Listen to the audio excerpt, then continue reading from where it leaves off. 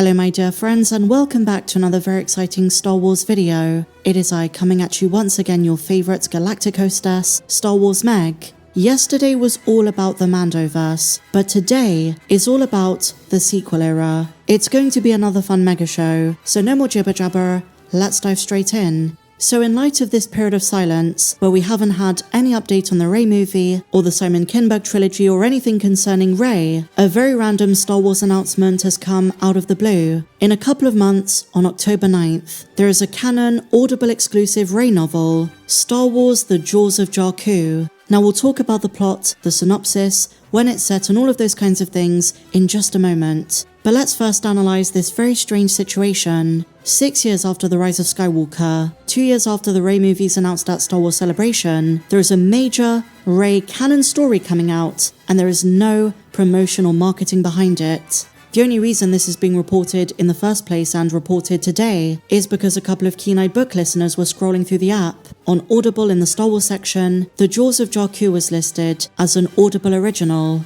I'm just surprised at the time of making this video it's not being mentioned or promoted anywhere else. But if you're a fan of Rey and a sequel fan, this is a pretty big deal. You would assume Lucasfilm would make a similar hoopla than what they did for Shadow of the Sith. So what is the book about? What is the plot synopsis? How does it tie into the movies? And when is it set? Well, as you can see from the front cover, it's Rey and BB-8, and Rey is in her episode 9 robes. But it's not set when you think. It's not post-Rise. It's in between episodes 8 and 9, between Rian Johnson's The Last Jedi and J.J. Abrams' The Rise of Skywalker. So it's got nothing to do with the upcoming films. But I'm actually pretty surprised they're doing this time period again. And you might be saying, what do you mean, Meg? What do you mean again? They've never done this before, have they? Oh yes, they absolutely have, my friend, and I would argue they're obsessed with it. And this gap in the sequel trilogy was the entire basis for the cancelled Galactic Star Cruiser Hotel experience. I don't know what it is, but similar to what they did with the War of the Bounty Hunters comics, in between episodes 5 and 6, Lucasfilm seems to think a million things happen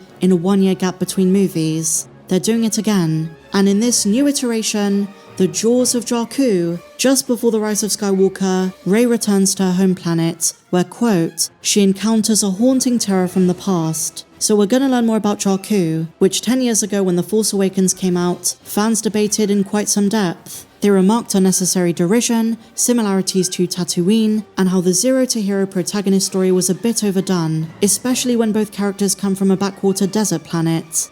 Nonetheless, the release date being in October, and the synopsis implying a horror vibe, I have no doubt this is going to be some kind of Halloween special. But it is canon, and I suppose it counts. Now the author is Cavan Scott, which honestly makes me a little bit nervous. For my personal liking and my taste, I would say he has a very mixed Star Wars track record. I'm not the biggest fan of the High Republic stuff he's done, but I am a fan of Dooku Jedi Lost. But again, if this is going to be some kind of horror-themed Halloween thing, he's also got experience doing some of that in the Star Wars comics. But I suppose what I'm trying to say with all of this is I'm just surprised that Lucasfilm is downplaying it. I would say these days with the decline of Disney Plus and overall interest in the franchise being down, people care way less about the new books. I still see Star Wars fans discussing the expanded universe, going back to the amazing 90s books, but these new ones, they have their audience I suppose, but it's a much smaller niche, even compared to 4 or 5 years ago. But now my friends, we need to talk about something massive. Disney has admitted a major failing with Marvel and Lucasfilm, and it could suggest a changing of the tide, a shifting in attitude. Now the crux of what's being said, the reason they're in so-called trouble, is a bit controversial. People bring politics into it, and on social media, especially these days, it does get fans very heated. But it's the big story in Variety.com this morning and I want to talk about it. It turns out, and I guess this is no surprise to a lot of fans, that their big IPs are not appealing to the same demographic as they used to, notably young men. Variety wrote this: Disney's boy trouble. Studio seeks original IP to win back Gen Z men amid Marvel and Lucasfilm struggles. And there you have a pretty funny illustration of some random guy with Mickey Mouse ears and he's taking them off. And so let's see what they said, and I'll comment as we go along. Cinderella and Sleeping Beauty aren't the only ones looking for a prince. Leadership at Walt Disney Studios has been pressing Hollywood creatives in recent months, multiple sources tell Variety, for movies that will bring young men back to the brand in a meaningful way. Young men is defined as ages 13 to 28, aka Gen Z. First, Every film studio is looking for better ways to convert young audiences into habitual moviegoers. Numerous studies show that Gen Z men in particular are a lonely, gaming-obsessed group, not the easiest segment to grasp. But what's surprising producers, writers, and other partners in the larger industry is that Disney's been calling for original concepts to lure the demographic back to the movies. They've admitted that across the board, even more so for their big IPs like Marvel and Star Wars, that they're not appealing to young men. And I personally have been hearing fellow YouTubers talk about this for years. I think for a while Lucasfilm was trying to find a wider audience. I wouldn't say they fully tried to turn Star Wars into a girl brand, but with some of what they were putting out, that was definitely the case. Forces of Destiny, there were a few women in Star Wars initiatives, a few campaigns and collaborations, but even then, I would say that it didn't have the effects they intended. And I have heard it being said that in 2025, not even Lucasfilm themselves know who their target audience is. Some would argue they've pushed away a large segment of fans, maybe they've been pandering to some extent, and even then they've struggled to find a large enough audience to care about those things. But the data shows the traditional Star Wars demographic, teenage boys and young men, just don't care. So where millennials might have grown up with Star Wars, especially during the prequels, Gen Zers just don't care about Star Wars. It's not one of the franchises they're most interested in. And now Disney is retaliating. They're trying to find a way to bring them back. Is this shift in attitude going to be reflected in upcoming Star Wars movies? I would definitely argue something like the Rey movies, the opposite approach. But in their upcoming endeavors, are they going to try and change things? And there is some truth to all of this. George Lucas himself famously said, Star Wars is made for 12-year-old boys. But just because it has been traditionally a boy brand, it doesn't mean us women don't love Star Wars, we do. I'm a female Star Wars fan, I'm in the millennial generation, so I grew up with episodes 1, 2, and 3. But I always knew that Star Wars was a boy brand. We saw it in school playgrounds, and the kids in my neighborhoods.